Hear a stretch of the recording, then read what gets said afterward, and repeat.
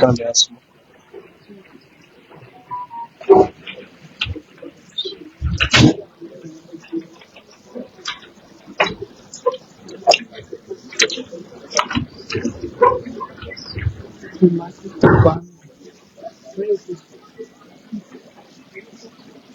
Excellency President Joseph Monrovia, here, honorable ministers, members of the government, youth leaders, activists, artists, entrepreneurs, students in here, and those watching live stream. Good afternoon. My name is Akese Bueno, a representative of the motorcyclist and tricyclist unions of Liberia, headed by President TrueLiberia on the Youth Advisory Council. On behalf of the National Youth Advisory Council and the Ministry of Youth and Sports, I warmly welcome you to this year's Presidential Youth Conference. This event is a unique and powerful platform where young people across Liberia come together to engage directly with the President on issues that affect us. The town hall is an opportunity to share our ideas, concerns, and solutions with the highest level of leadership in our country. Today, we, leaders from ministries, focus on issues affecting young people here to provide updates on their work and listening to our concerns. We are grateful to these ministers for taking part in these critical decisions. To all you leaders and young people here today, we would like to extend our warm welcome. Your presence matters. We have leaders from across the country and from many different communities and subgroups because we believe the President should hear our views.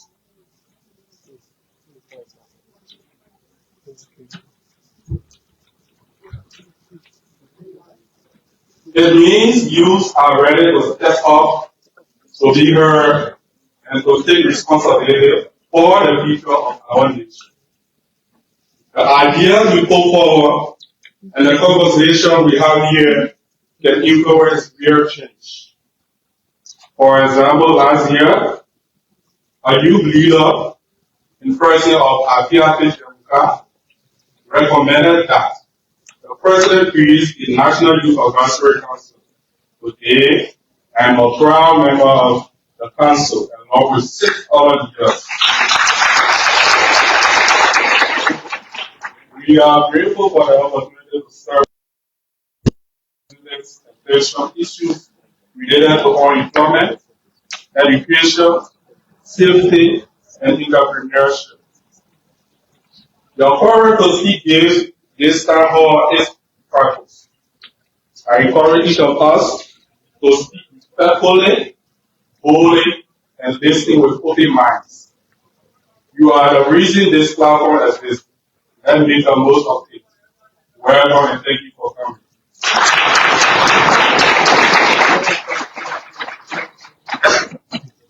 Thank you very much, Professor. Distinguished guests, entrepreneurs, students, fellow youth groups, youth leaders, ladies and gentlemen, a very warm welcome and greetings to everyone. It is both an honor and a privilege to welcome you all at the Monrovia City Hall for the annual Presidential Youth Town Hall meeting on this 25th day of July 2025, a day prior to our Independence Day celebration. On behalf of the organizers, I extend my thanks and appreciation to every one of you for coming. Once again, this is a historic moment and a very proud one to be in the lives of young people. Today, as we gather here from diverse backgrounds, we gather not only to serve as participants, but also to serve as active stakeholders in the shaping of our nation's future. This town hall is a platform where we dialogue, share ideas, and have candid conversations and for meaningful engagements between the highest office and the heart of our nation. We are here because we believe in the power of young people and their voices. We are here because leadership is not a weakness. We are here because this is something we all hope to achieve and build as people. As His Excellency President Joseph Boakai last visited in the town hall meeting, he said this is a moment where we co-create. So ladies and gentlemen, going forward, let's make this moment count. Let's speak truth with respect, ask meaningful questions and courage, make suggestions if there are any, and let's receive answers with clarity. Once again, welcome to the Presidential National Town Hall Meeting, where voices of today are shaping the realities of tomorrow. My name is Tetsi Alexandra Bola, alias Alexi Green. I am your MC for today.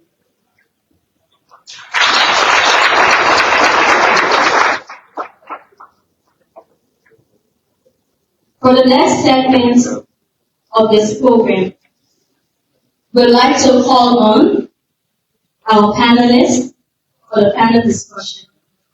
These are people who have contributed immensely to the growth of young people. Our panelists for today are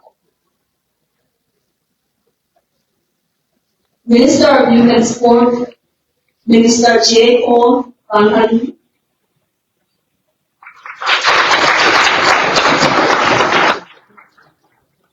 House Committee on Youth and Sports, Honorable Steve Tikwa,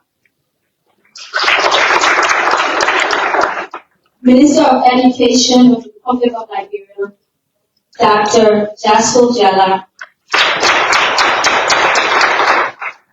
and Jean Skelton, Chairperson of the National Youth Advisory Council. We put our hands together.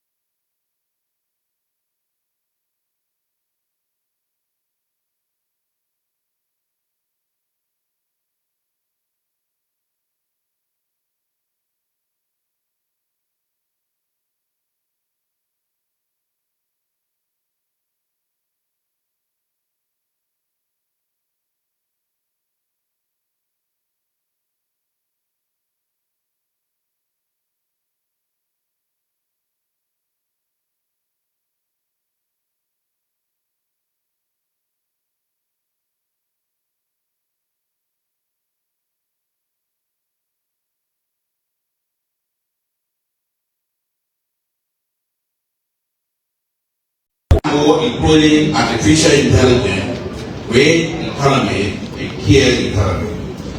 Strengthen affordable, high-quality technical vocational education and training pathway is also one of the necessary programs that a developing country or one of the developed country like ours always prioritize. We like also just add that job creation, implement targeted policy for youth employment that is both in public work program, private sector, and incentive support for young people. Simplify business registration, provide seed funding, grants, not just loan, but mentorship and market access support for our young people will be a plus in developing our young people and in responding to their needs. A decent workforce, a decent labor rights, with good, safe working conditions, ensure fair wages and support transition from informal to formal employment. Again, as part of our program, in the next 2-3 months, what we've done, and we're working with a partner, is to create internship in those critical areas that we do not have paid manpower. Those critical areas would be like, for example, engineering, maybe in the area of science, then for example, mining engineer, in other sectors that we have people working right now.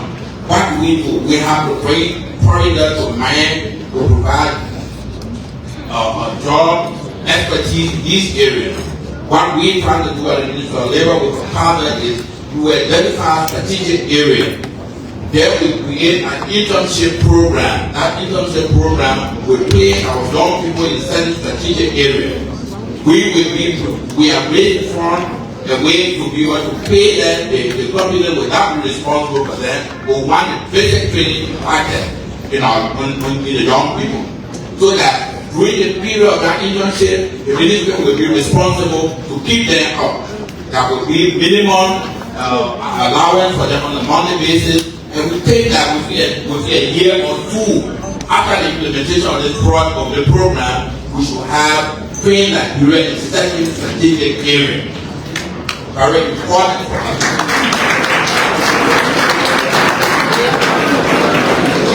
And it will reduce our debate. You know, we went on the debate about work permit, giving work permit to foreigners in this country. How do we address it? This is one way we can get work permit to get this program running. Again, let me thank our young people for organizing this. And they have looked at more with this the question and answer. Yeah, I can see all of the invisible questions. I never like when this is asking questions when we come today. So we just want to take 1 to 2 minutes introduction from James, and then we'll take a round to ask you questions and open it up to the audience. Hello, are we still together? My name is James Garagala. I'm the chair of the National Youth Advisory Council. For the last 9 months, we've had the pleasure and privilege of working for our country on behalf of the young people. We don't make policies, but we have priorities. Our priorities include employment, education, digital access, and representation. And we've been collaborating with different ministries over the last month. Education, youth and sport, National Commission on Higher Education. Ultimately, our aim is to ensure that youth issues are not treated as youth issues, but as public policy issues. We believe that if over 75% of the country is youth, everything the government does should be a policy issue that to improve people's lives, and we should not be characterized as youth issues. Thank you.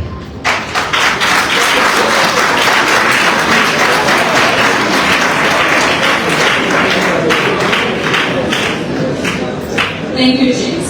So we're going to go back to Mr. Chala. You mentioned some major things in your introduction.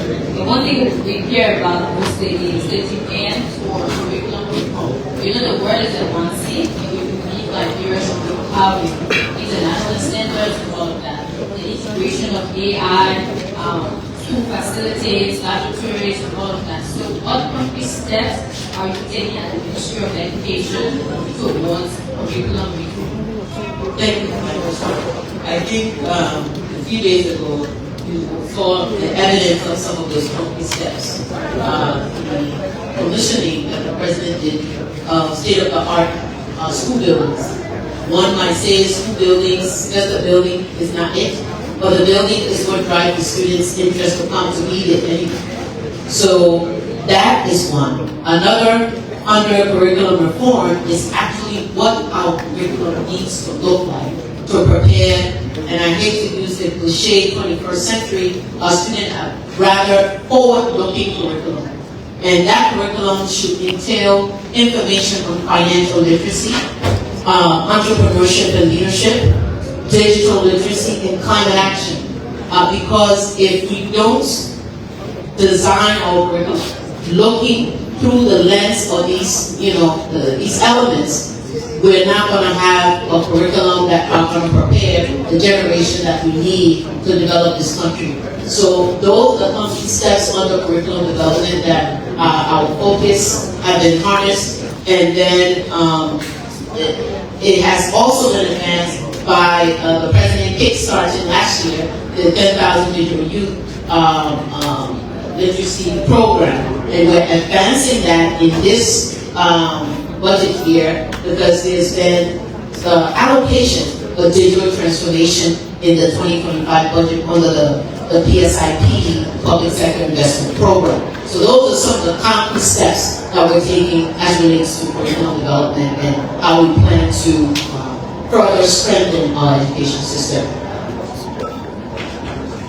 Thank you, Ms. Zeta. So just a follow-up to what you said, brilliant. We just want to know more about the curriculum development. All of the things you mentioned, financial literacy and all of that, they're going to be important, but is it ongoing now? Like how soon do we hope to see a new curriculum that we get comfortable to say, oh, this has been upgraded. Now when people go to school, they're going to learn about this, and that, entrepreneurship, financial literacy, and all of that. Because we know currently, some of us did civics in school, but there are some schools that don't teach civics anymore. But in civic education, they help us to participate in our democracy. So just want to know how soon can we go forward with something like that? Well, we started the process, the curriculum, the development and assessing process has begun. We've received support from the MasterCard Foundation as well as other partners and the government to begin that work. The Division of Curriculum has started some of that engagement. We've done some at the level of the World Bank support, looking at various curriculum at the primary level and the secondary level. In terms of timeline for when we'll see that, we want to finish the first phase before we can begin execution of the Excel project, which is set to start if the ratification process goes as we intend. The Excel project is going to be starting in September. So the first phase, we're looking for that conclusion then, and then we'll begin the second phase of the process. Thank you, Minister. So now we go to the Ministry of Youth and Sport. We love sports. I'm saying a lot of the county leagues, we love the county league. And we understand that the ministry is doing well with sports. But our concern is more with youth empowerment. The arrest agenda is with us. We love it. It's ambitious to set young people, at the top, or just empower young people, about 50,000 young people. So we want to know what concrete step is the Ministry of Youth and Sport taking towards youth empowerment.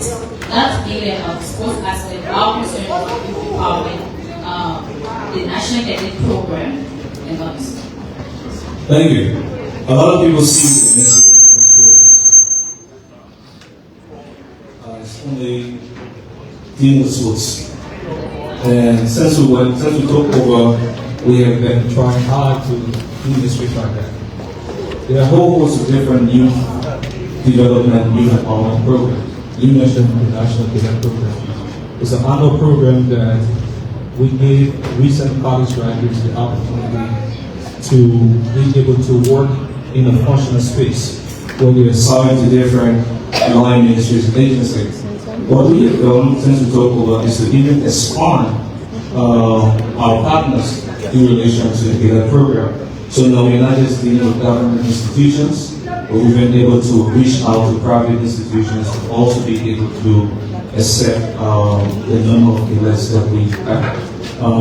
In concert with the Youth Advisory Council and the Interested, we have expanded the total number of events for this year particular program, and it's going in terms of decentralization in about 8 to 9 counties that we know. So this is a practical example of youth empowerment. But there's something I would like to spread very quickly.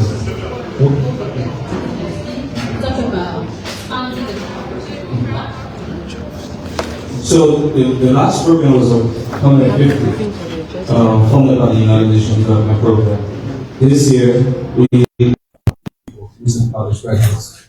But when we talk about empowerment, we look at short-term empowerment programs, like the National Data Program, the other programs that we implemented, but also long-term, the goal is to really empower our young people to get the requisite skills that they need to be able to move into the world of work and become their own bosses, right? So, take for example, we're partnering with China A, and we're doing this phenomenal skill development and vegan project. 40 young people have been trained in baboon and vegan, developing using local products to be able to make materials out of baboon roots and everything, right? And it's phenomenal. We're looking to extend that program into rural Monrovia, so it's not just centered within the city, right? For TFIT, we see there's a growing need for young people.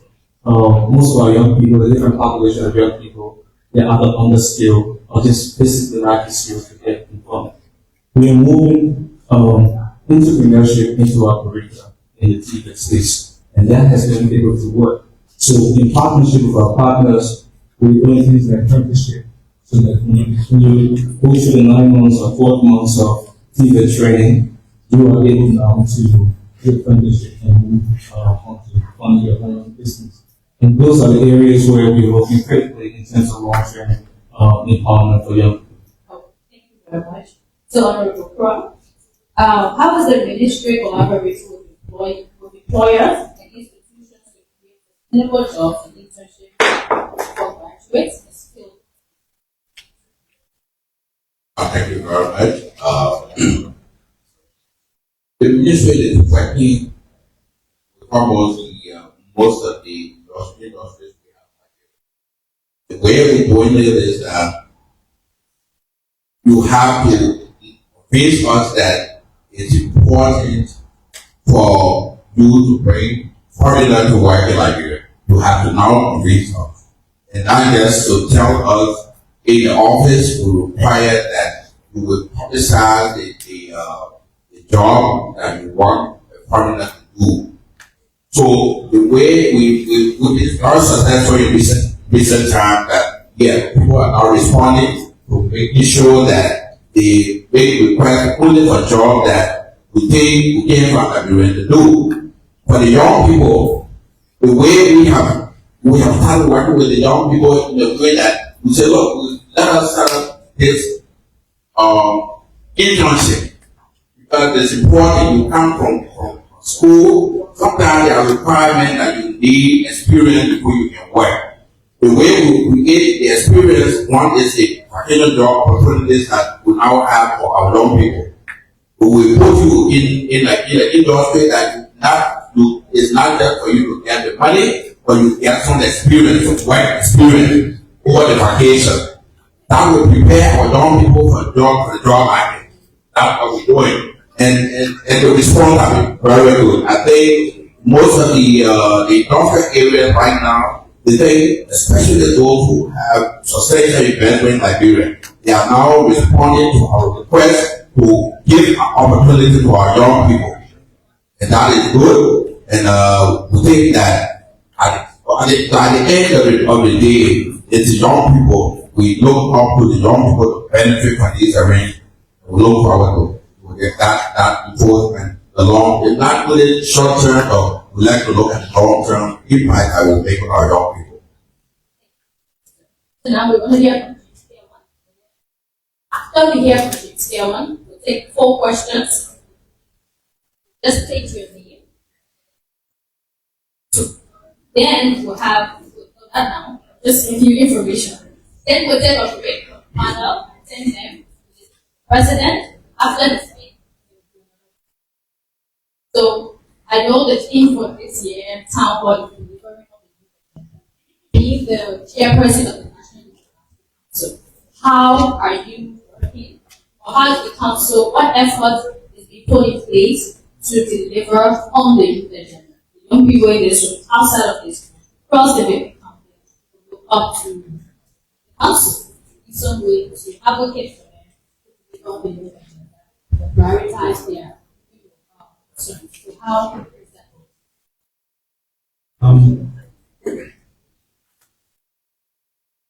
I don't think there's anything as a youth agenda in Liberia, but if there was one, it's not clear. Or what the targets.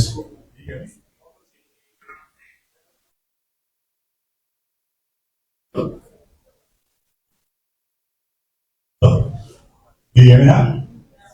Yeah, I'll say, I don't think there's a quote-unquote youth agenda in Liberia, but if there was an agenda and it's not clear which institution actually is leading that agenda, or what the targets, the priorities of the agenda are, or how ambitious that agenda is. Across the government, there are ideas and there are initiatives, right? Unemployment, achievement, education, digital access. Everyone has something we want to work on, but whether that agenda is cohesive enough to say, okay, 20 years from now, our target is X, Y, Z. I'll not be able to see that. I think something we try to do on the council is to convene all the ministers that focus on these issues to see how we can probably something or work together on something that we can say, this is an agenda. When you go to a meeting, an agenda has clear points. It tells you this, it has target how long this is going to last. But across the government, we haven't seen any evidence that there is a cohesive agenda in some way. The Ministry of Youth and Sport, the Ministry of Education have the individual programs. Most times there is some level of collaboration, all the time there is not. People have competing priorities that are not speaking to one another. But I think something that we've tried to work on the council is just to emphasize the low level of ambition that we see in these targets. For example, in the RES agenda, the target is to create 5,000 internships over the next 6 years. The National Cadet Program is 150 per year. It will take us 66 years to get those 5,000 internships done. That doesn't sound like an agenda. That doesn't sound like an agenda to me, or an agenda that is ambitious enough to solve the challenges young people are facing. And I know, the goal is not to say we're not working on the government is not working, right? People are doing really, really good stuff. But something that also misses the fact that how those issues are communicated is usually not very clear. The Ministry of Education does a really, really good job. Mostly they do a very good job on their Facebook page to emphasize. But when you look at youth and sport, all the ministry, it's not clear what it's actually doing. That's why I think we keep conflicting the ministry effort only focus on sports. But it's one of the critical work we do how to school youth. We don't get to see that publicized. We don't get to hear from it. So I think overall, if there is to be a youth agenda, I think it has to be a cohesive plan, an ambitious plan, and a plan that's integrated across different ministries. And I think as a government, as a cabinet, we have to sit together and plan. This is the RES agenda, this is the other agenda, what is the youth agenda? For now, it's not very clear what that is.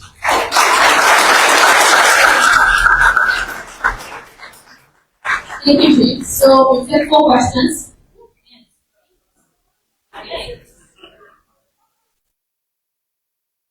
Alright, so let's go here first. You just take your sheet. Please, let's follow procedure. Everybody will talk about.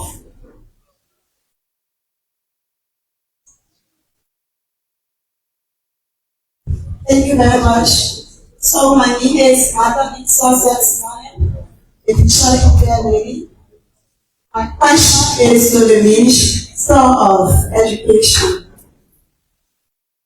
And I want to know if you guys I have considered including braille literacy and sign language interpretation in the curriculum with the development that is ongoing, because it is very essential.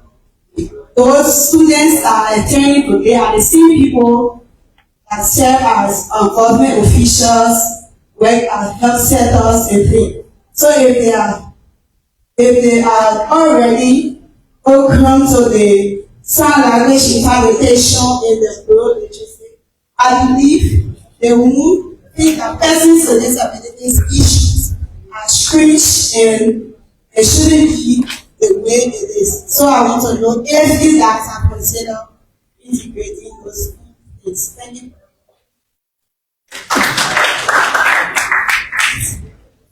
Well, good morning. I am John E. Kenya. I represent the over 350,000 commercial partners in the country. Well, I want to appreciate the organizing team for this great event. And my question is going to the Minister of Education and the Minister of Youth, TVET. Honorable Minister for TVET, I'm listening to you present, and I remember April 25, we launched a program, Skill for Work Accelerated program for motorcyclists in this country. In that which we know fully well the role that motorcyclists and tricyclists play in this country when it comes to taking our mothers and marketers from one point to another, our students, when there is no vehicle to take them one point to another. And politically, the motorcyclists contribute immensely. Now, Honorable Minister, I would like for you to elaborate in the presence of our President the importance of that skill for work program for motorcyclists and tricyclists. And Honorable Minister of Education, will you like to partner with the Mission Youth Sports? Do you have any plan in making sure that motorcyclists are included in your curriculum education and they are trained and become future leaders of our country? Mr. President, thank you for the point you have to say.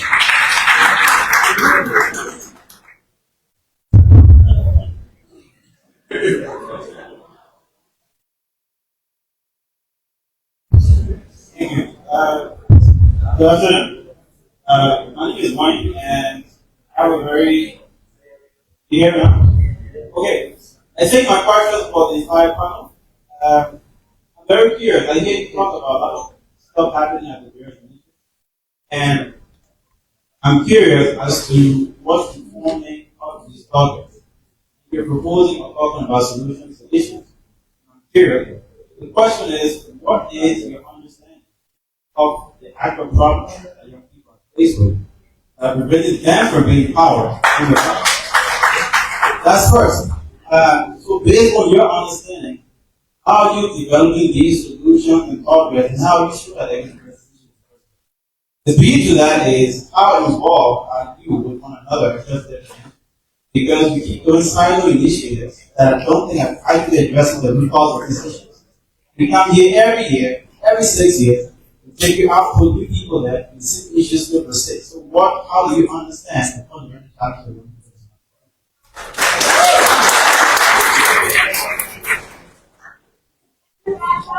So we're taking the last question, we'll listen to the response, and then the President will speak. We'll do another round of Q&A.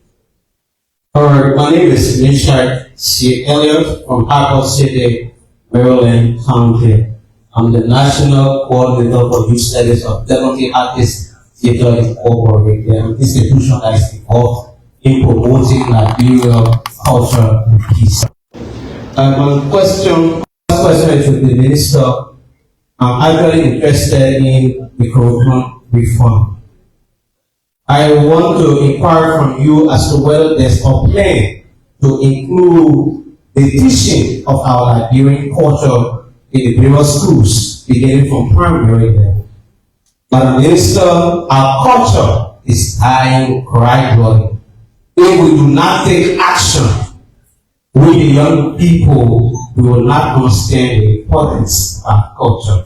Therefore, I want to recommend since the curriculum is at a reform level, that the teaching of our Liberian culture at various schools be taken into consideration. My next concern is with the Minister of Youth and Sport, or the Ministry of Youth and Sport. You spoke about rehabilitation. What's your plan when it comes to decentralization of the rehabilitation effort? What's your plan when it comes to decentralization of this good opportunity that people will benefit from? Mind you, the irate youth are taking over the country. Today they were not like that. If we do not arrest it, beginning from the various counties, it will be a serious issue. So please let take a serious consideration towards that. And then lastly, you have youth centers. Thank you. Oh, the last thing. Is the mic there? Okay, so I believe the very panelists are taking the question. Okay, just hello. And you ask? You want to hear the answer? All right, let's listen. Thank you. Thank you for those insightful questions. First, I think the question was on the inclusion of braille literacy integration in the curriculum. I think it would interest you to know one of the major priorities of the ministry is inclusive education. And with that inclusive education, what we're looking at is not only the braille literacy, but the awareness of even folks understanding disability. If you don't see a physical disability, does that mean it doesn't exist? Is the awareness of the types of disability that exist. And for example, teachers teaching. If a student is in your classroom and they're not catching the curriculum, they're not catching the lesson, doesn't mean they're stupid. They just probably learn a different way, of the pace of learning might be different. So in terms of ensuring that teachers or educators have this type of experience, we are certainly looking at that. Currently at the Teacher Training Institute, we are working with the regional facility to look at some of the inclusions that we need as it relates to inclusive education. The other piece is that we're also working along with the Second Lady's office to have this type of support for persons with disability in the service areas. So she's working, she had a convened conference, I think it was last year, and some of the recommendations that emanated from there are now being put into actionable steps, and the Ministry of Education is partnering with the Office of the Second Lady to ensure that they have these types of services and orientations across government ministries to support people with disabilities. That is not just relegated to just the education sector. Regarding the question about collaboration with the Ministry of Youth and Sport to support the motorcyclists and the skilling program, we're always looking forward to interministerial collaboration that will have greater impact. So you can rest assured that commitment is there. The Minister of Youth and Sports and I are currently engaged with the LITCOM bill that's currently at the Senate for concurrence. And what that LITCOM bill is going to do is put, because for the longest time, as you indicated, I think one of the speakers who I'm going to respond to next, is that we do things in silos, and it has happened for quite a long time. And what this LITCOM bill is going to do is streamline technical vocational education.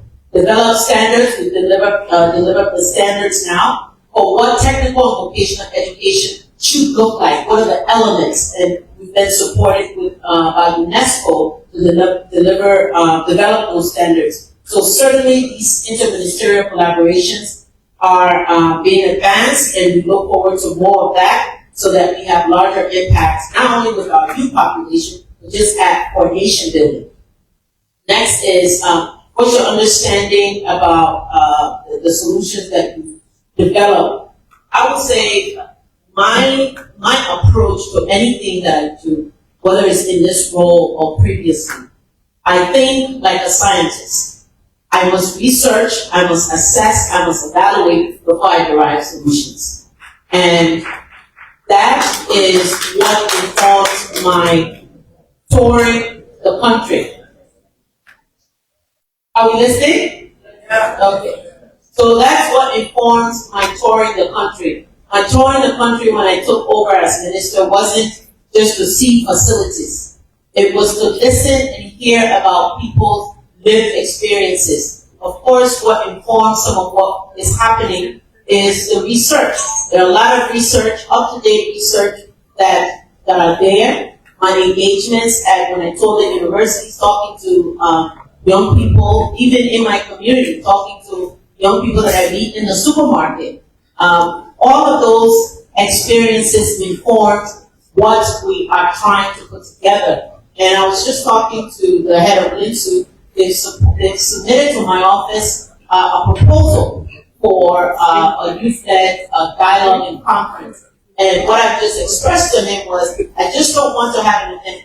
I want, after this, that we have actionable steps that we're going to be tracking and monitoring as we implement.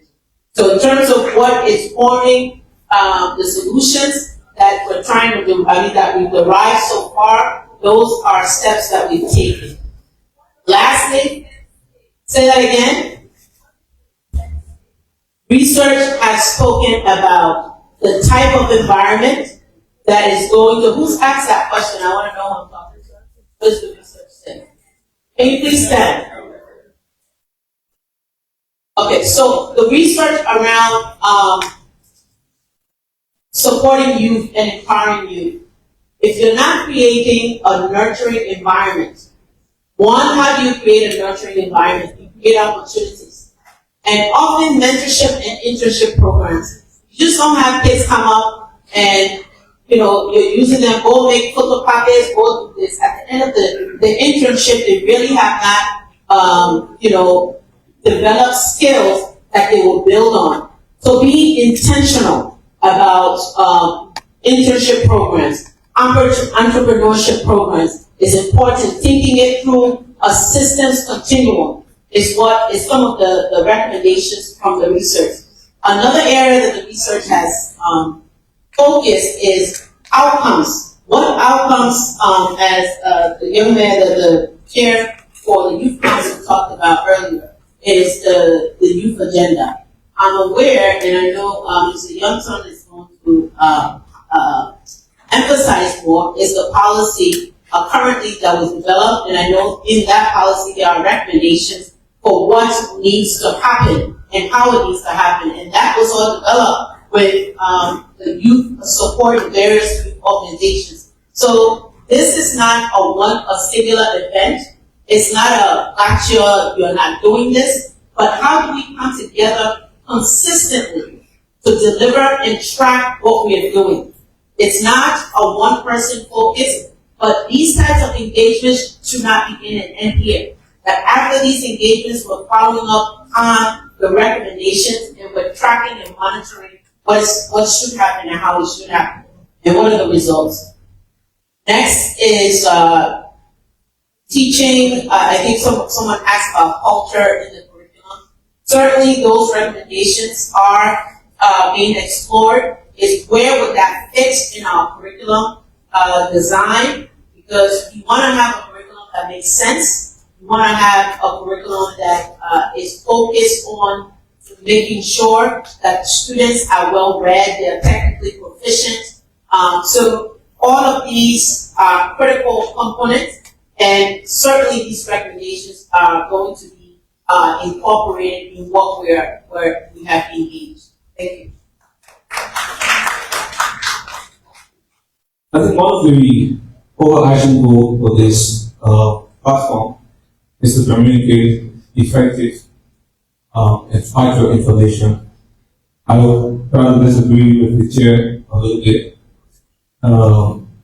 It is a session that we do not have a national youth policy or a national youth agenda.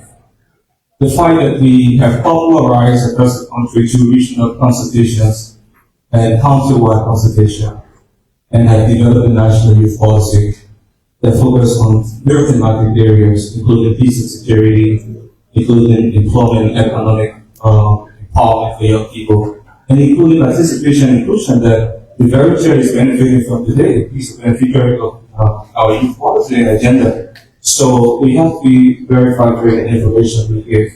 On the issue of the motorcyclists, we launched in April, and the office of the president was represented. I want to say thank you, His Excellency. We were represented by one of the ambassadors who launched the Skills for Work Accelerator program for motorcyclists. We know that they constitute about 300,000 of them across the entire country, and in Monrovia alone is 142,000 of them. That's a huge number. So our theory of change has been that if we are able to empower and transition these young people over the course of the next 5-6 years, we should have at least using the NBDC and existing technical colleges across the country and maybe a nationwide thing, we should have transitioned at least 15,000 motorcyclists into productive livelihood venture that they can be able to be proud of themselves, and we use them as ambassadors for the rest of the motorcyclists. So we are currently piloting the program at the Monrovia Vocational Training Center, and we are looking towards engaging other partners for more support for these young people, because entirely it's not part of our budgetary line, and so we have to go out starting support for the exercise. But it's good, Mr. President, of the motorcyclists here, that you brought this up. In terms of collaboration, at the Ministry of Youth and Sport, reflecting on TVET alone, we have the Interministerial Task Force, TVET Task Force. That includes the Ministry of Education, the Ministry of Labor, the student Ministry of Labor is here, Commerce, Agriculture, all of the line ministries that concern TVET-related activities in the country. And so we will continue to build up collaboration. It's not that we're working in silence. The Minister of Education spoke about the TVET Commission bill.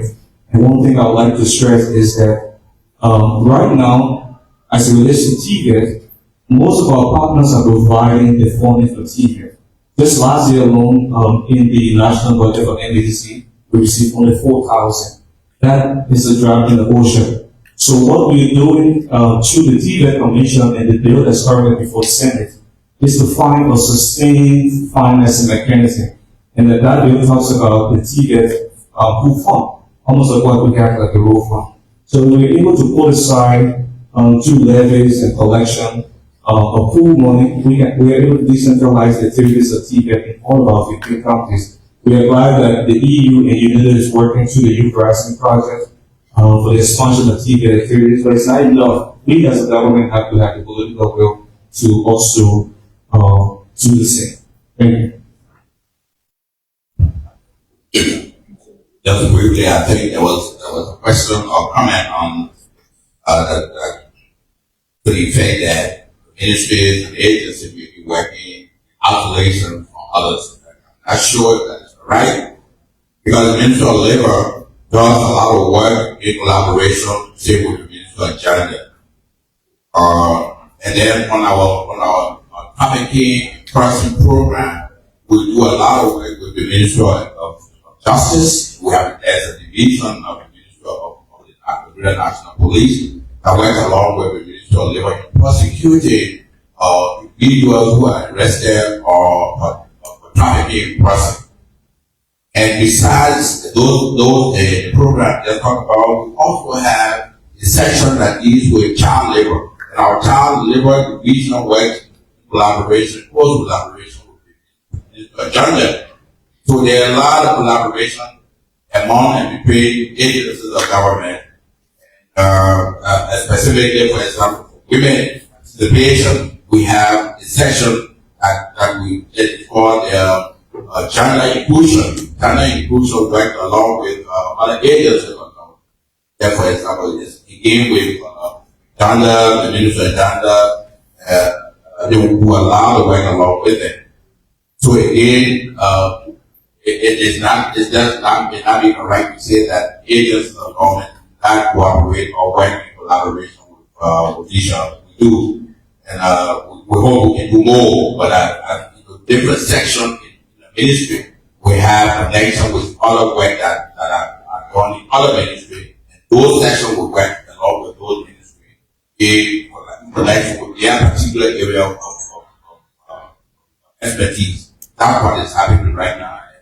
We tend to uphold those. So I'll answer the question around research. And I think my answer is, as much as we do research on the young people problem, we're not doing enough research. For example, at the Ministry of Education, we know there's a very crisis in the country, but there are very few people in the ministry who can articulate the extent of that crisis.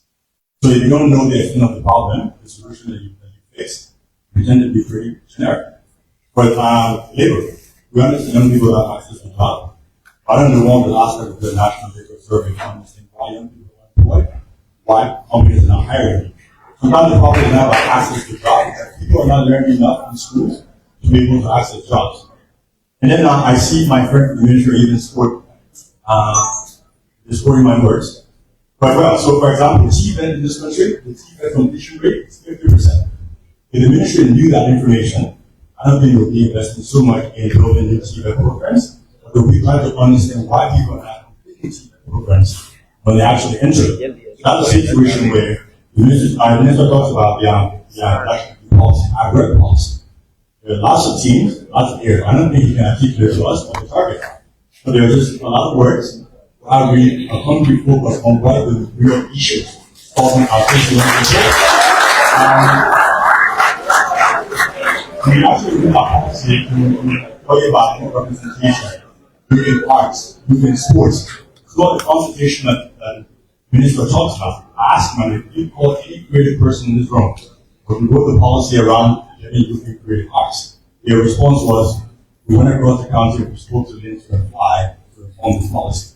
People in Leinster and Fly, they're not creative artists. We talk to them to help you design a program to improve access to music or arts.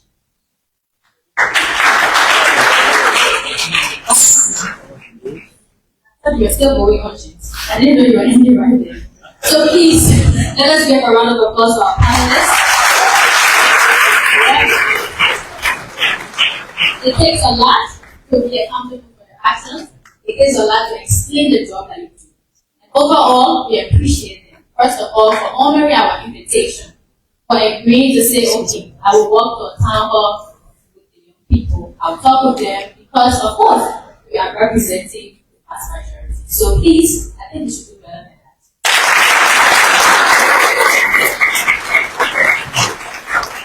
Okay, so I think my time here has expired. I want to say thank you, Mr. Jala. Mr. Yonto, thank you. Mr. Pratt, thank you. Mr. Kiawo, thank you. All right.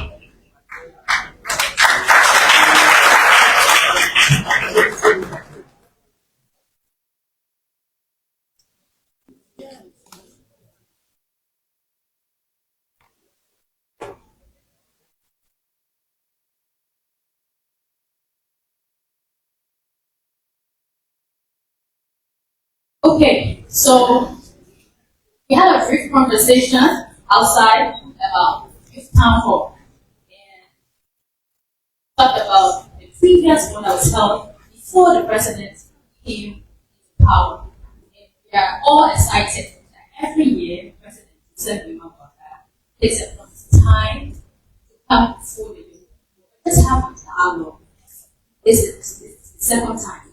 From the first dialogue, he proposed something, and he did it for us.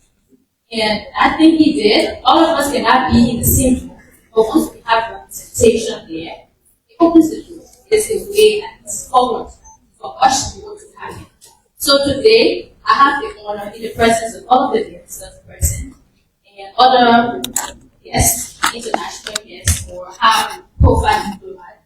I want us to please stand as we welcome our president, His Excellency Joseph Pre.Boakai.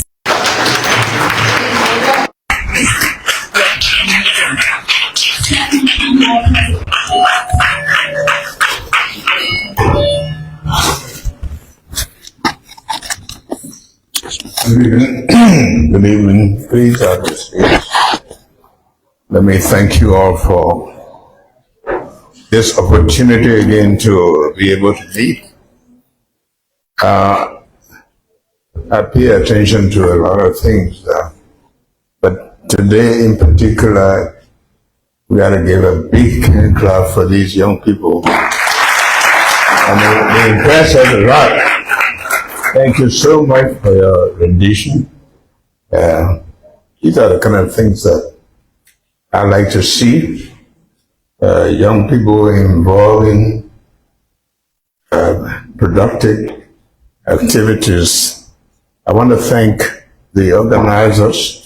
Yes, we did say when we took over that it would be nice to meet the youth, the Christian community, the Muslim community, people with disability, because all of us make part of this country. It was important to hear some of the problems we have in this country is that we give people responsibility, and some of them don't really know the problem. They don't know the problem that people are going through.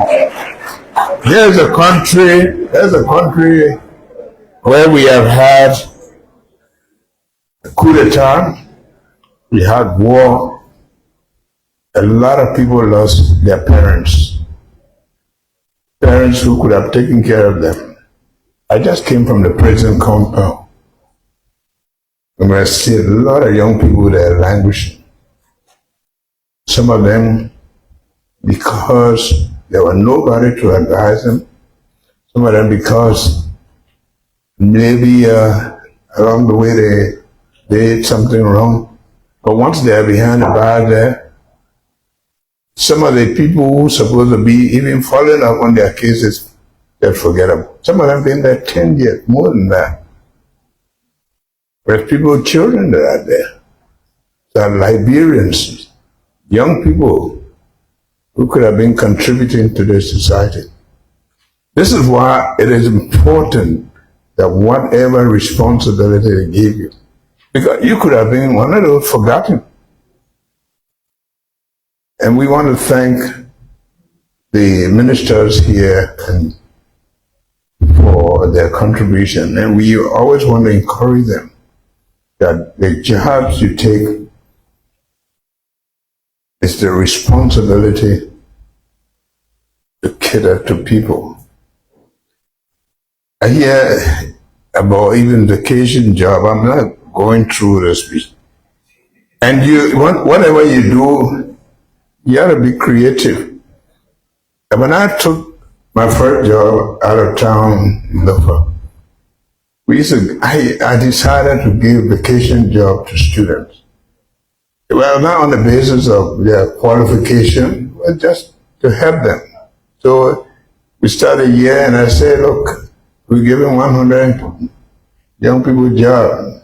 Well, how do you do it? Without people saying, oh, you're giving it to a friend, children, and so on. So I came up with a system that, okay, 100 young people. So I will make lucky tickets. I'll write on the card, job, 100. Then I'll take 50 cards and write no job. And I'll put them in the basket. You come, you put your hand, you take job, you get job.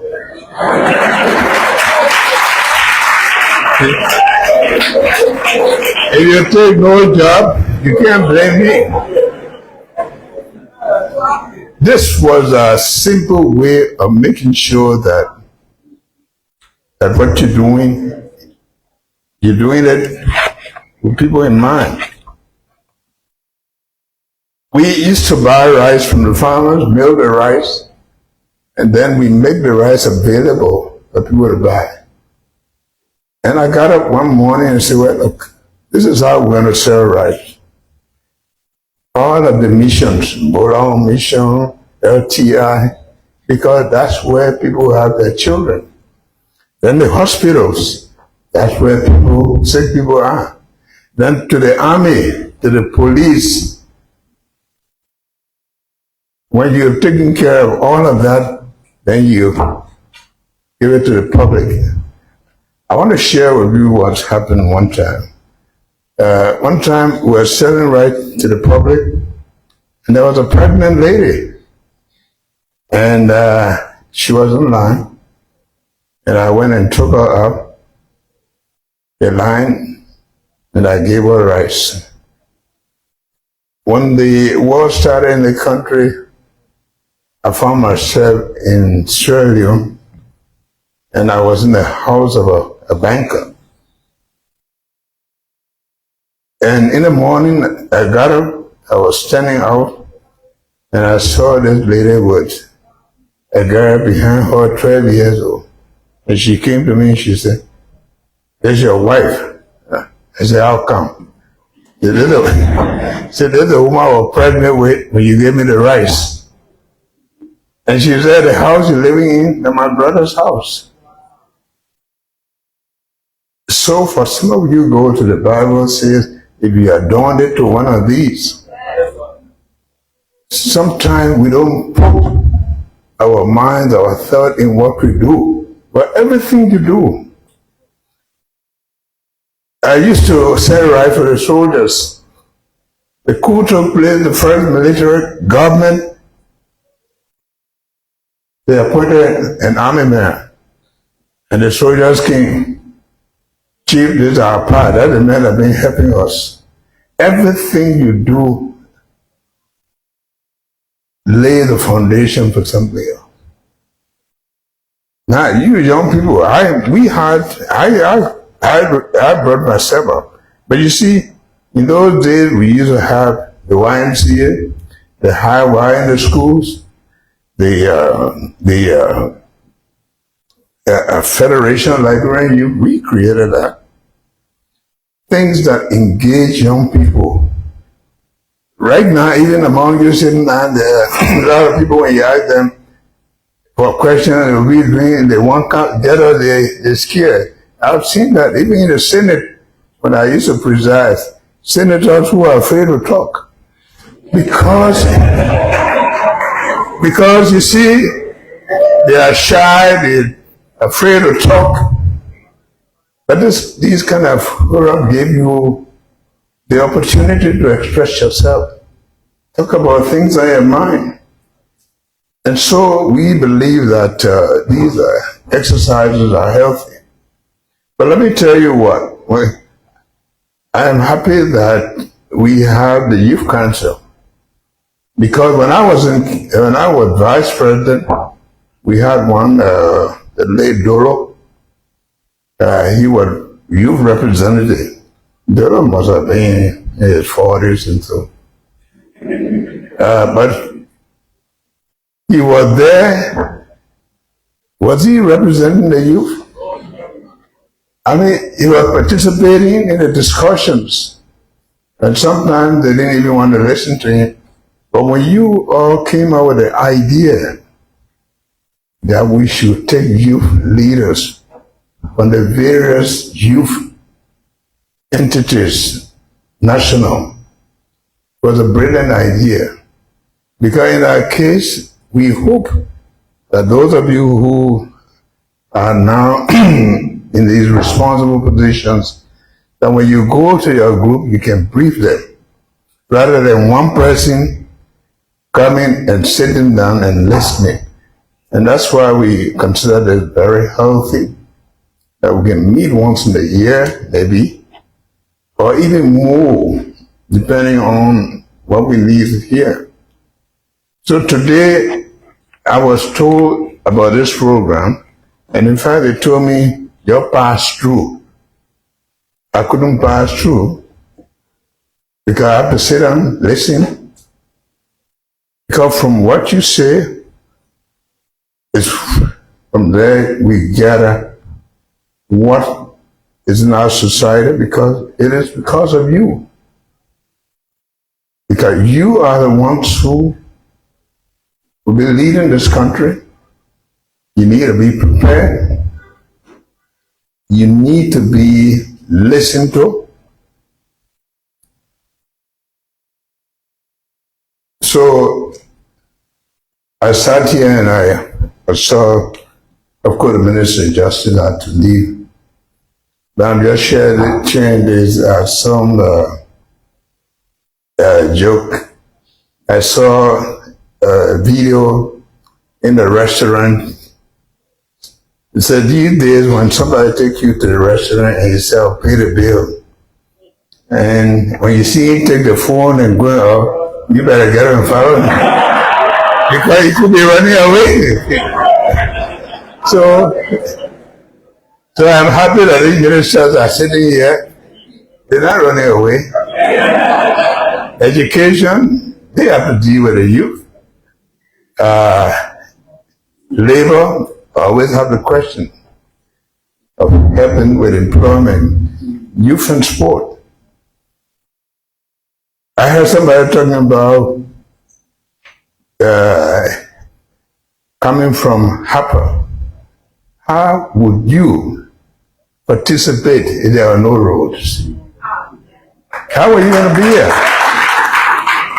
How do you even, if the youth council intend to go to Harper, which they have to do, at some point in time we should be able to facilitate them to go to meet with you people. How would they do it? Sometimes we believe that this Monrovia is all to life. But everywhere, everybody, every child from whatever corner, they go to educate, to be educated to serve their country. And we just hope that for some of us in leadership, we continue to pay attention to the youth. And I told the minister, sometimes we say, we don't have money, yes. But sometimes you don't have money, but sometimes you can have money when it's late to do anything. Sometimes we have to make the sacrifice. For those of you whose future, I was sitting down here and I was writing something. From the age 0 to 22 or 24, you're in school.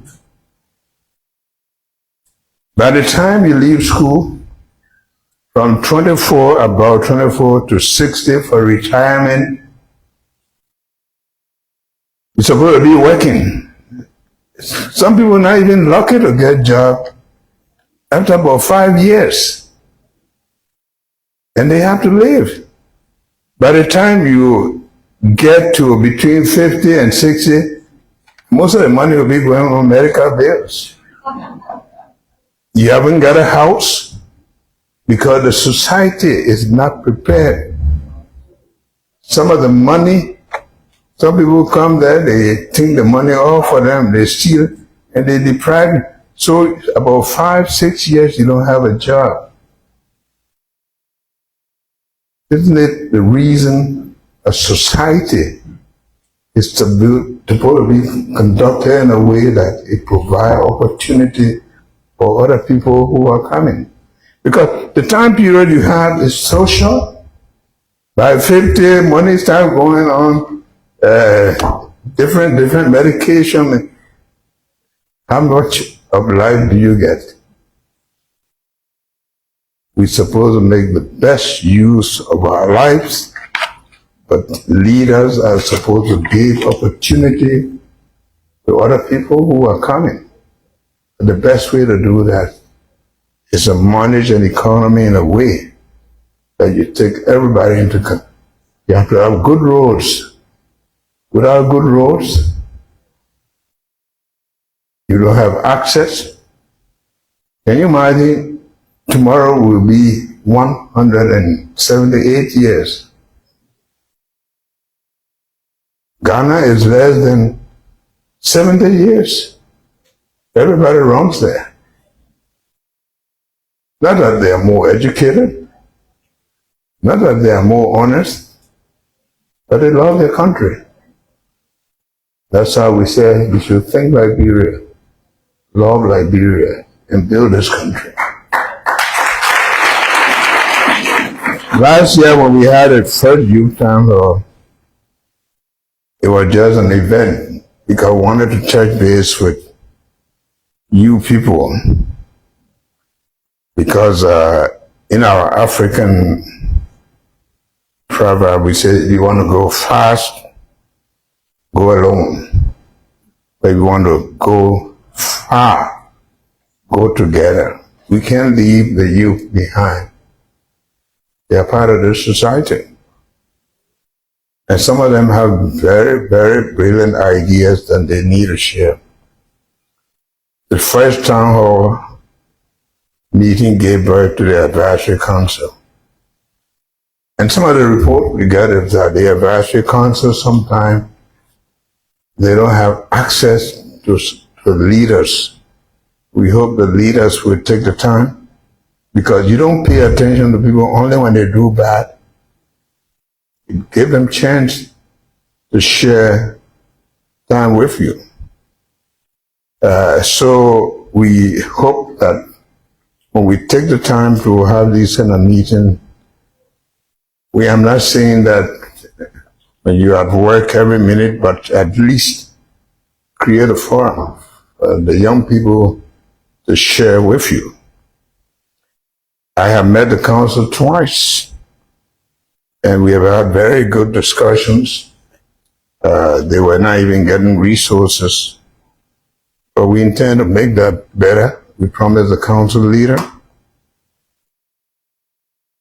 And the commitment to young people for me under the arrest agenda is unquestionable. That is why you see the ministry, and that's why in a working environment, get the right people. The quality of schools that we are building now. There are places in this country the children have nothing to sit on, no chairs, absolutely nothing. And we just think that they're not entitled to it, but that's not true. And that's why even the money that we save from the 1 month pay for people who did not declare their asset, we're using it to buy chairs for the students.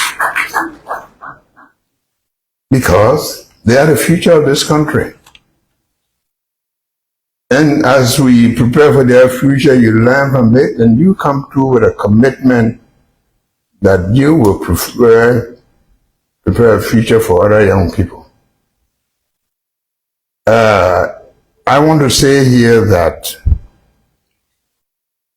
today in Liberia, we want to make sure that the young people get opportunity, sometimes move around their country, whether in sport. We don't want you to be left behind. I like to see you taking part, and I was even thinking, superintendents and all the people that we appoint, that we want to see in their counties that the youth are active in sport, active in academic pursuit, quizzes, in competitions. That's how people grow up. That's how people are built up. To take them away from shyness and to even encourage their parents.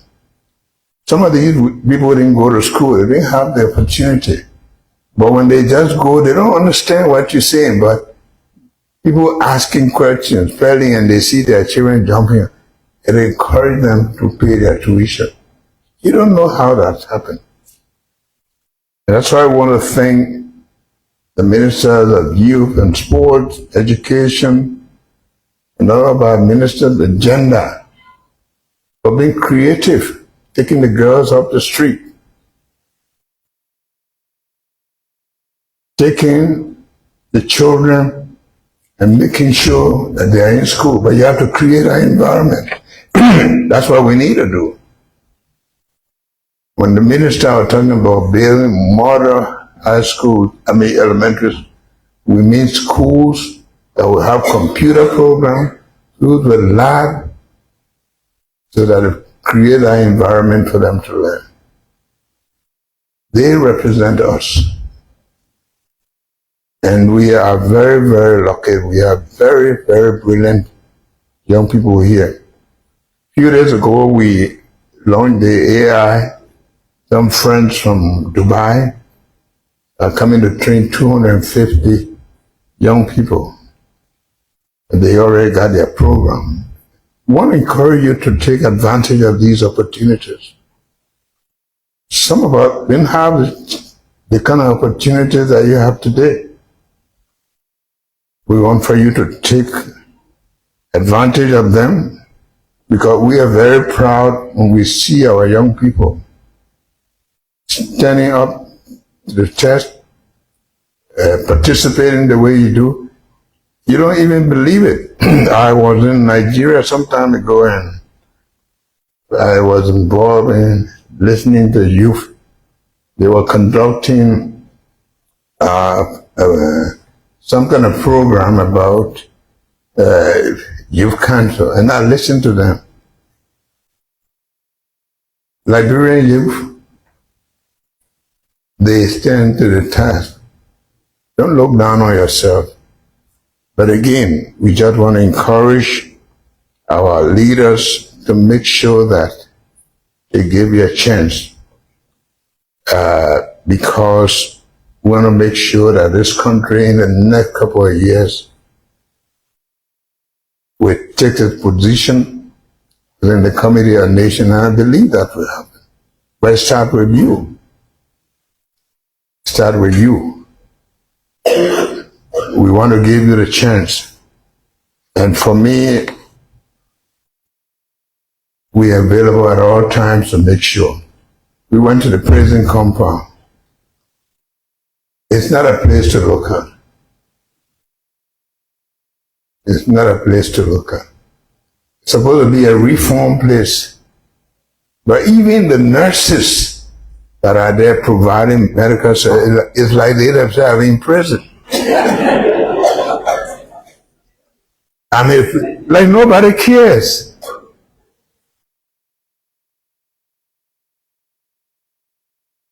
So, all of the drug addiction is because the Bible says the idle mind is the devil workshop. And the children don't have anything to do, but nobody wants to be in the kind of condition that I heard all of them shouting. We can all help. It is not everybody that will be the same, but you give a chance to people. They want to live a good life. The Liberian youth are brilliant. Talking about the motorcyclists, we appeal to them. I talked to Kenya. We know the value of the motorcycle riders.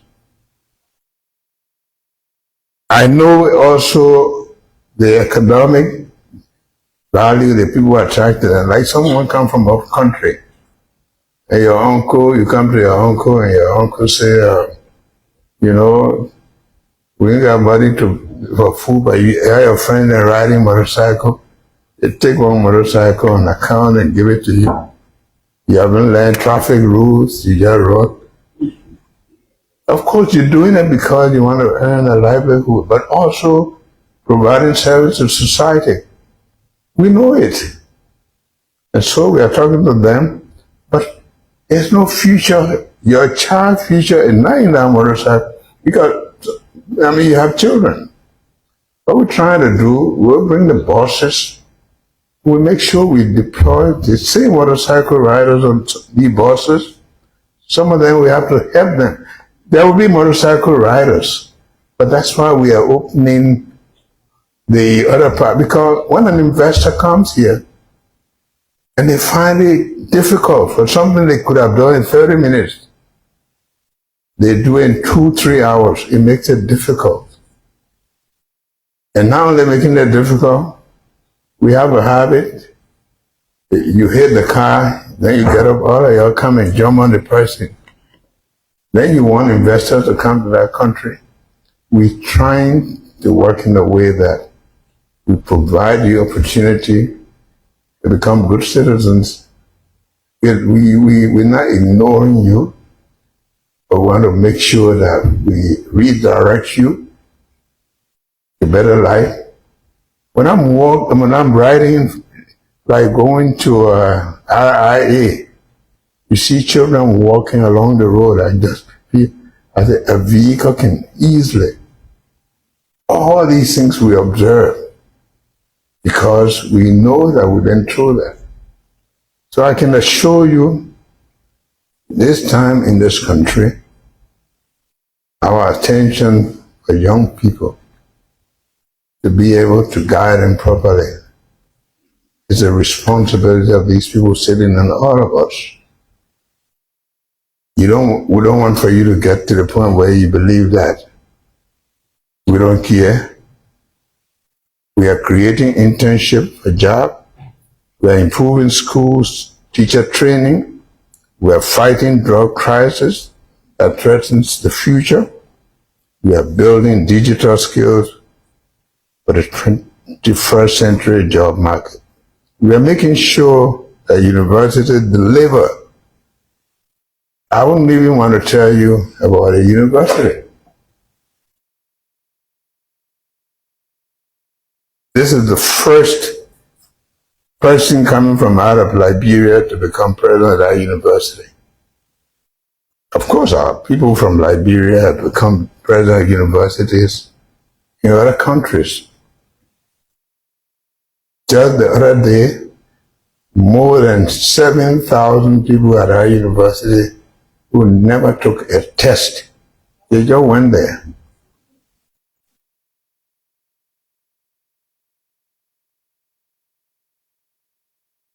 But they're comfortable, right? As far as cheating is concerned, if you are the one doing it, it doesn't matter. There are other people, but we have to have people with discipline because it works to your benefit. And so, let us work together. I want to make sure that this country that has always been a country that had made itself available to people, foreigners, to come here, that will continue to make it. And I promise you, in about 2 or 3 years, Liberia will be a place that you will want to live because we want to make it that way. We want to make sure that we bring here quality. That's what they used to know us for. Because this country had opportunity. If today they want to deport people from the US and they say they are Liberians, I promise you, most of the people who come in, they will not be Liberians. Because these are just people who passed through here. Because this country was a country that made. You go to Ghana, people there who there, they live here, they work here before. That's why I always say, people say, we are the gateway to Africa. I say Liberia will be the destination. But it will be the destination if all of us make up our mind to make it our destination. And we can do it. You are brilliant, but you also need good people who work in your interest. That's why sometimes you hear we got to get rid of people because we want to make sure that the best is offered to our young people, to our country. Clean streets, better conditions for drinking water, and train new people to take over the jobs that we say the foreigners are taking. So I want to thank you for this opportunity. We will continue to do that. It won't always be in Monrovia. I hope someday we'll have the chance to go somewhere else where we include other young people who will participate in these discussions. I'm sure in the next couple of years, things will be much improved, that we have access to a bigger group of young people who have ideas to share with us. God bless you.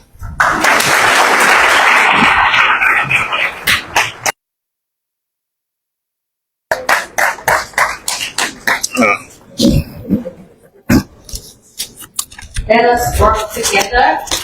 After all the presidents have said,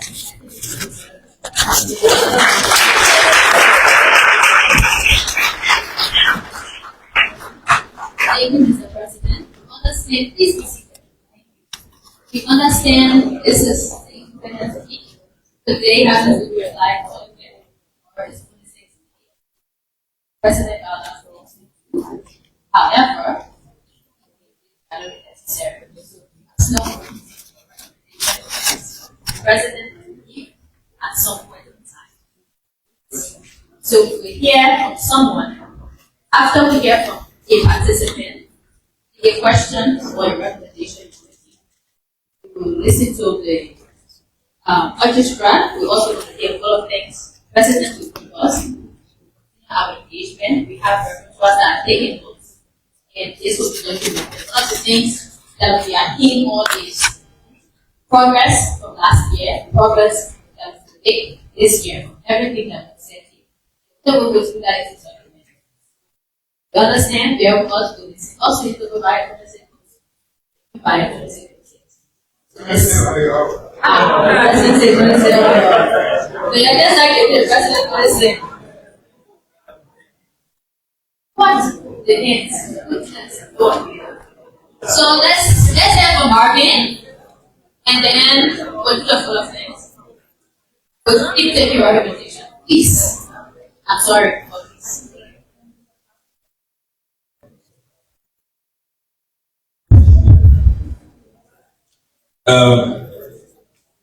Mr. President, I picked 26 in advance. My name is Morgan, and I represent Smart Liberia. Sorry? Can everybody hear me, right? I have some questions and some comments. And thank you, Alfia, for giving me the opportunity. But a big part of your speech, Mr. President, highlighted the problems that we're all aware of in this country. Every person that voted for the Unity Party government, your leadership, voted because you promised no business as usual. You inherited a country, Mr. President, with a national youth crisis, a human capital crisis.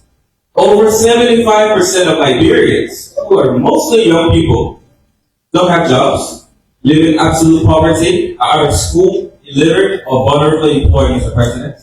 Those were the dates and points that you came into office on. I think this is going on 2 years now. What is the ambition in your government to say we know that 75% of our people in this country, mostly young people, are idle? You said idle mind is the devil's workshop. That's why this country is making progress as much as it should. Your government has a responsibility to figure out how we get 50,000 new jobs annually. That in 6 years. If we're going to absorb the youth unemployment crisis in this country. Your government needs to figure out how to change this reality that a child who starts school for 22 years, the majority of our students, our young people in this country, leave schools after 22 years with no skill, no real education. There's no opportunity in the economy to absorb them. Our systems have failed. These systems that should develop our human capital, they've all failed. You have 90% of students unable to read and write properly. We've known that for several years. We have spent billions in this economy today, since post-war Liberia, billions. We have not today, right? There's not a single good public school in this nation today. Yes, we've just opened the doors to new structures, but a public school is not just the building that we cut ribbons on, a new contract that was signed in partnership. We need a government that tells us 75% of our people are unemployed, illiterate, out of school. In 5 years, we're going to bring that number down from 75 to 50 or to 60. Here's what we're going to do tangibly. Each ministry, how are we holding these people accountable who are leading us? If you think about the Minister of Education, right? The Minister of Education, knowing that all of the kids in this country's future depend on the choices we make daily. how we will bring people into this economy today. We live in the fourth industrial revolution today. Computers, AI, digital skills. The overwhelming majority of Liberians cannot participate in this current economy. The overwhelming majority. What are we doing? What is the ambition in our country's leadership to say we can leapfrog? We saw it happen in Rwanda. Over 30 years, the country transformed more genocide, and there it became kind of like Liberia used to be that. We were the lone star on the continent. Our ambition has been out of public leadership for such a long time. Mr. President, you have the opportunity to leave a new legacy that challenges every single person you appoint, every single leader, every single ministry, to say these problems are so grand, we can't do business as usual.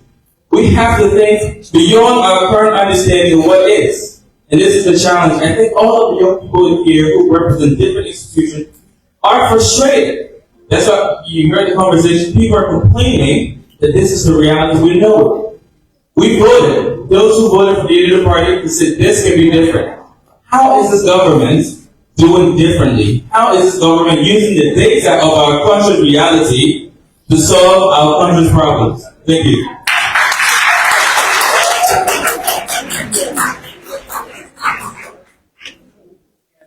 If not for all of us, I'm sure Barbie captured a lot of things that you say. Because I see against the room, they have it's all of things.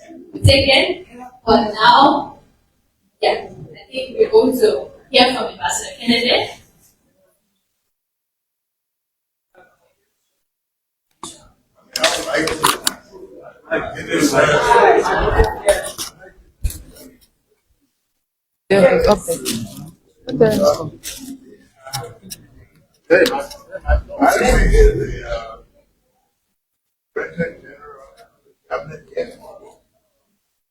He's not here.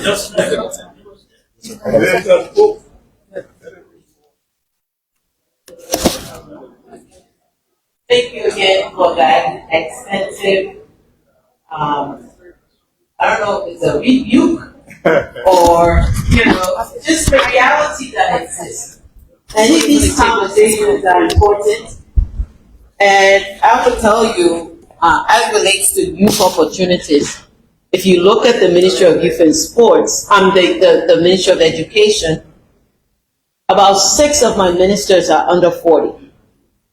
That's to tell you the emphasis that I put in ensuring giving opportunities to young people. But if you took the AID, you look at the Human Development Pillar, there are specific targets on there about learning capacity, the targets that we must meet in each of the various interventions. And I think it's important that we put this conversation in perspective. The developing of a nation, while the government is the driver, these are the voices that need to come to the table consistently. We're not going to do this, the development we're not going to achieve if we don't come together frequently, discuss, track, and monitor, and assess. Oftentimes, what happens is we have these engagements, we have, intellectual discourses, and I like to engage with our young people intellectually. But with that intellectual discourse, we also want to hold ourselves accountable. Some of even the young people that I work with, you come to work daily. What do you come and achieve? What is your deliverable? I get up in the morning from my house, I come to a building to work. What am I supposed to achieve today? These are the hard questions that we must be asking all of ourselves. And then the people that are put in places like I am, holding us accountable. And these questions that you just asked, yes, they hold us accountable, but we all need to be accountable for where we want to see Liberia end up. And if you take a close look at the AAID, you'll see those targets in there. And I don't believe that the AAID was developed in a vacuum. It was developed as a collective effort. There are specific targets in there that we're supposed to achieve. The president has even extended this not only to the AAID, but the performance management targets for ministers. That these targets in the AAID is not just written in a book somewhere. That we as ministers are going to be held accountable for those things that we must deliver in our various ministries. So the dialogue must continue. We must continue to be intentional with monitoring where we are in terms of reaching the targets that we've set as a government, and be realistic and truthful about those things that we haven't achieved and what are the reasons for those things that we haven't achieved. Some of it is financing. You take education, for example. You look at our neighbors next door in Sierra Leone. Their education budget exceeds 20%. For Liberia, we've always hovered around 14% support to the education budget. Education financing is important. You cannot have the 21st education system if it's not funded adequately. So these are the conversations that we need to have. Our council chairman talked about the youth agenda. I would have looked at how can we look at what you've done last year and say these are the conversations we derived last year. Here were the key topics, right? And because of that, these are these agenda items we need to highlight for year one. And then we track that alongside, interministerial collaboration. Okay, and that's something we certainly need to continue to ensure that it happens. And I think the president highlighted that, and I would say I own that too, because I've received communication from your group, to kind of have a sit down, and that's something that we need to prioritize. And it's not about you're supposed to do this, you didn't do this, but how can we come together and get it done? That is what we all should focus on. Thank you. Thank you, Minister Jala. I like what she said, continuous engagement. So I like the sound of it. Before even we get to the town hall with the president, the town hall education, the town hall youth and sport, with the ministers, with those that are placed, appointed or elected positions, to be able to find the solution together. This is how we can also participate in our democracy to make it work, to respond to our needs and interests. So we are going to take remarks from the mayor of Monrovia, Mayor Siafa. There, we'll call on Presenter Badolo, the SG of the Federation of Liberian. Vote of thanks. After the vote of thanks, of course, we'll listen to the orchestra, and then we'll take lunch. Keep your recommendation coming. The president will have to go to other engagements. Thank you. Thanks as well. Good afternoon, Mr. President.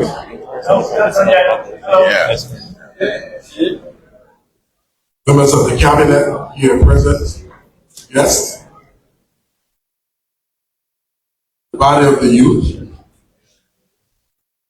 Today we are here highlighting issues, a set of people that is defining our presence, shaping our future.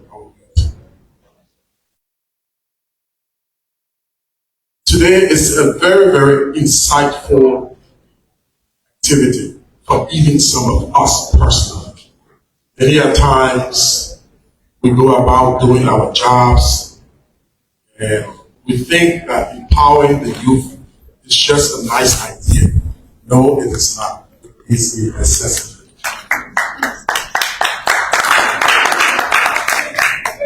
And because today we've heard a lot of what you say, I believe in reality it is a reawakening for all of us.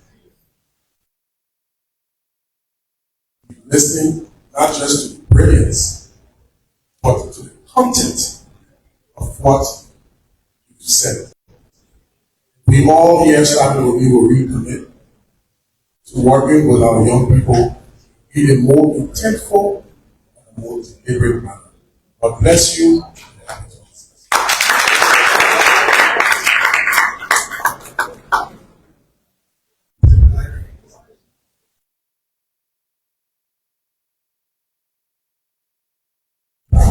Just before the vote of thanks, just before the vote of thanks. You know, when we attend programs, the president sits observed very keenly. What I noticed is that there is an impression made on his mind by a beautiful presentation and the selection of this youth group. I want us to give him a hand.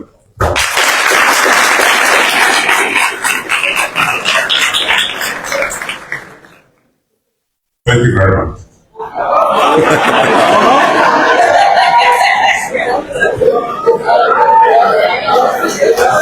Ambassador Kennedy, throwing the chair in.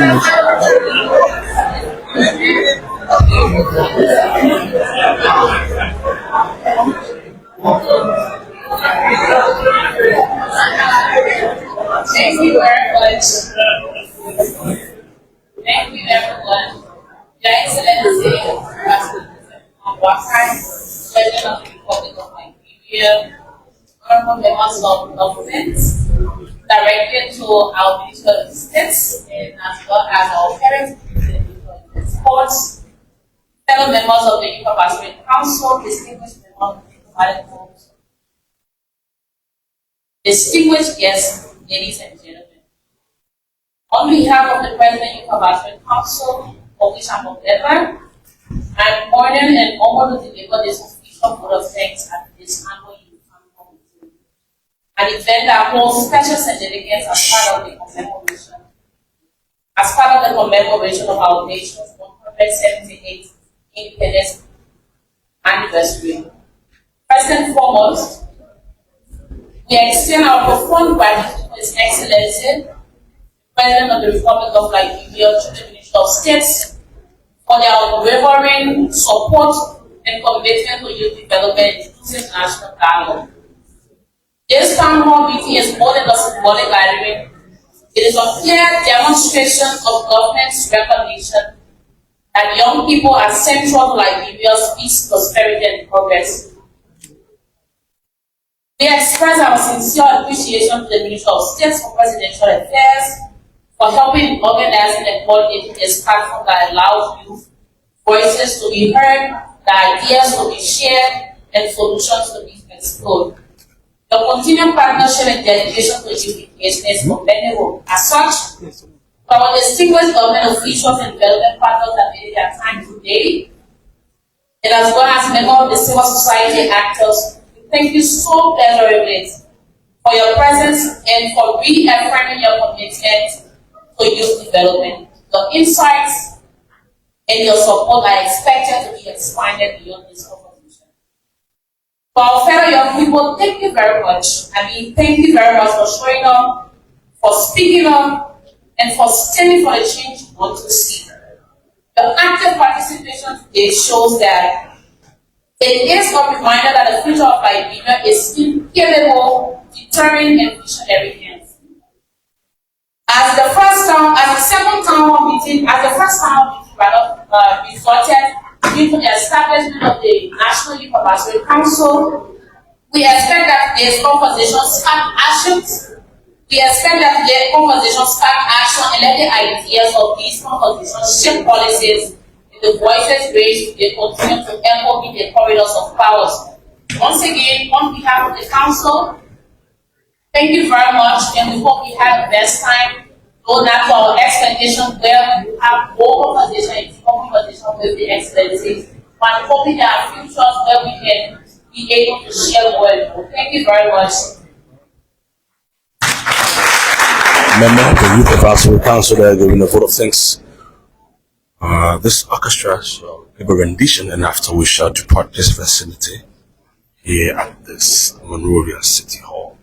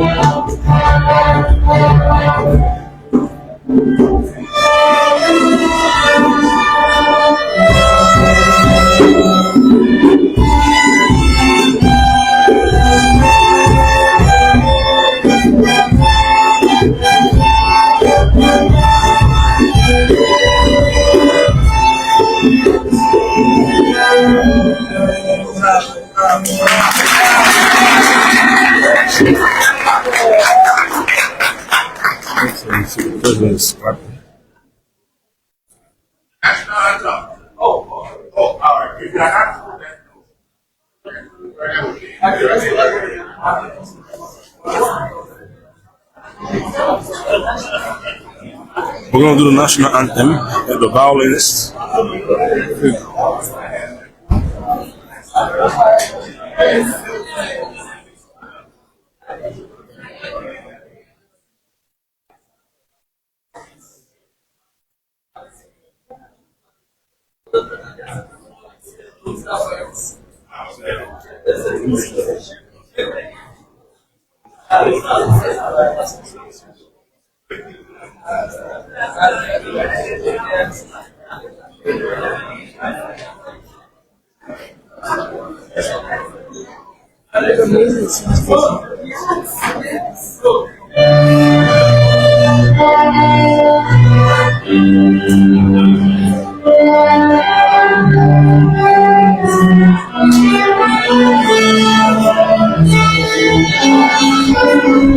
No stuff here.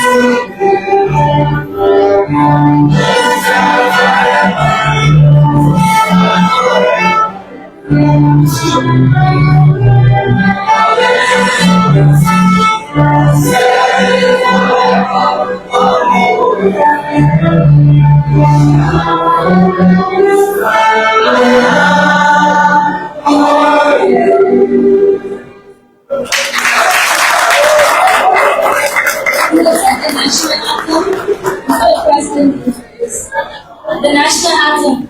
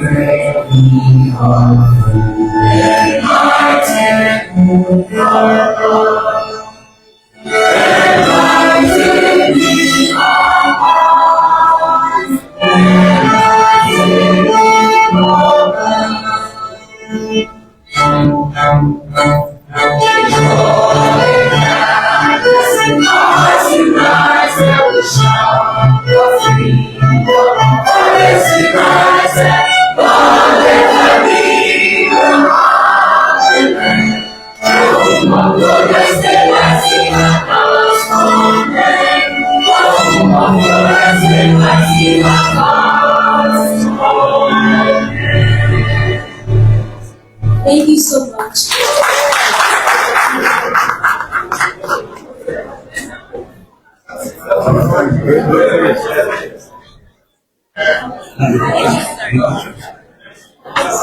The president has called for the head of the group.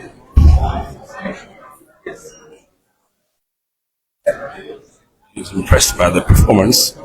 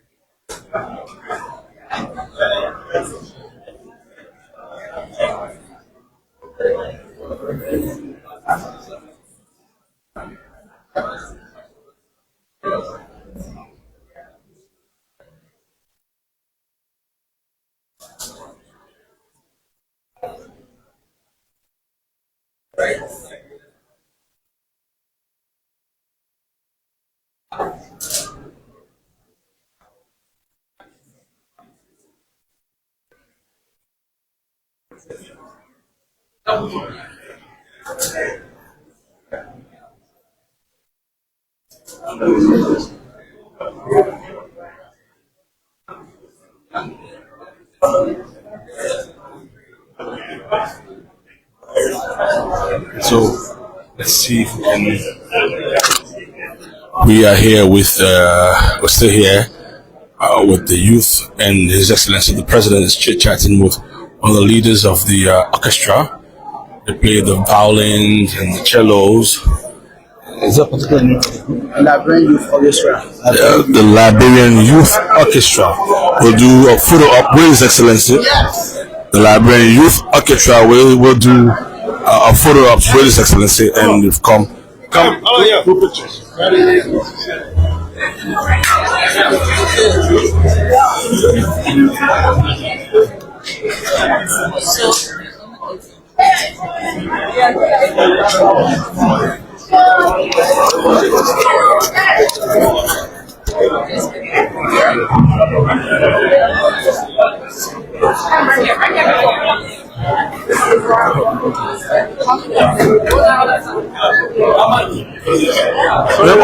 Open up small. It's all out of the back. The Minister of Education will join them. The City Mayor will join them. That's a two-step back slow. That's a two-step back slow. Yeah, open up small. Yeah, no slow. Now come back.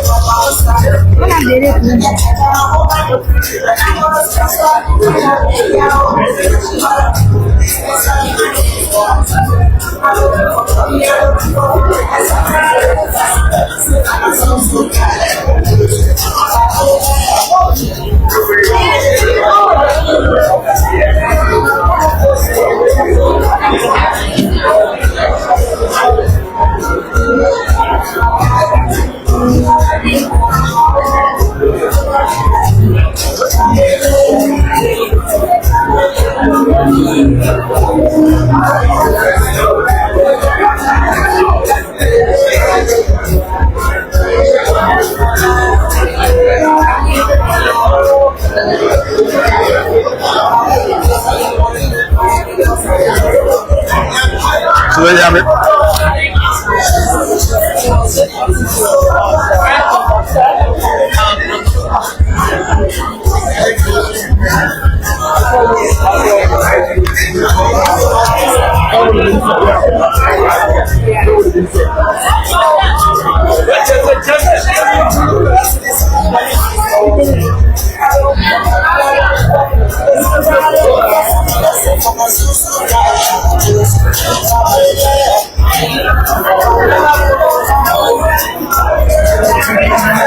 Thank you for following.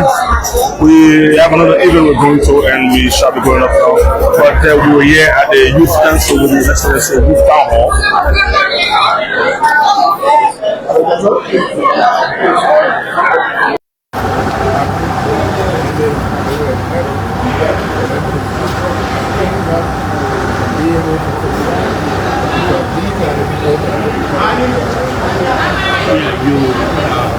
Compare Nigerian children and Nigerian youth that are in the event. I was not comparing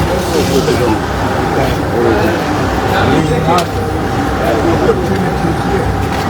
And the children here given the chance, they perform very well.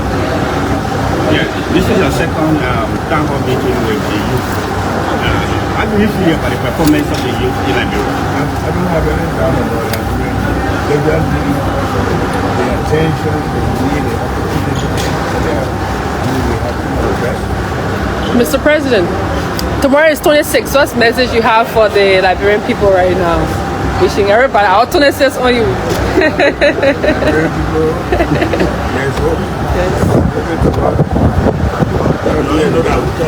Thank you, Mr. President.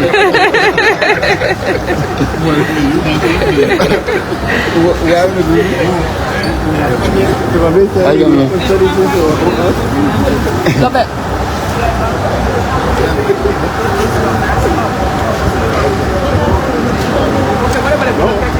Oh, yeah.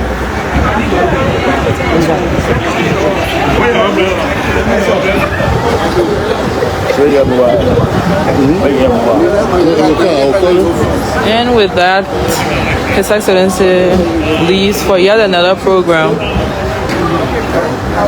And so, folks, until next time, in fact, it's going to be in a short while, but we're saying goodbye for now. And we're always happy to bring you up to speed with happenings of the presidency. And from all of us at the Office of the Press Secretary within the Department of State, the Ministry of State for Presidential Affairs, we would like to say happy 26th. May we all celebrate a nation that has given us so much, and may it get better. As the cars drive off with His Excellency and some members of his cabinet and entourage, we're going off for now, and we would like to say once again goodbye.